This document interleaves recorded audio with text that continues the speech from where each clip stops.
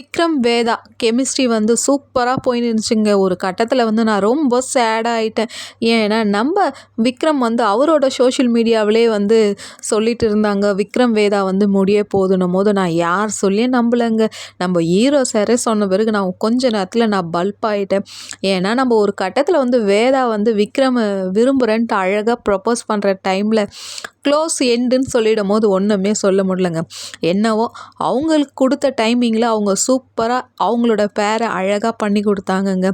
சொல்லவே முடியாது. ஒரு குழந்தைக்கோசரம் வேதா இறங்கி ஒரு தாயாக பண்ணுறாங்கன்னும் போது அடிச்சுக்கவே முடியாதுங்க. தன்வியாக நடித்த குழந்த கூட அவ்வளோ ஆட்ஸ்அப் இவங்க எல்லாம் சின்ன சின்ன விஷயத்துக்கும் டைரக்டர் கற்றுக் கொடுத்த 2 நிமிஷத்தில் வந்து அழகாக எப்படி சொல்கிறது, வாய்ஸ் எல்லாம் அவ்வளோ அழகாக டெலிவரி பண்ணுவாங்களாம். அந்த சொல்கிற டைலாக்கெல்லாம் இந்த வயசில் அந்த குழந்தை பண்ணதை வந்து சூப்பர். எனக்கு வேதாவை ரொம்ப பிடிக்குங்க. அவங்க போடுற சுடிதார் காஸ்டியூம் சூப்பருங்க.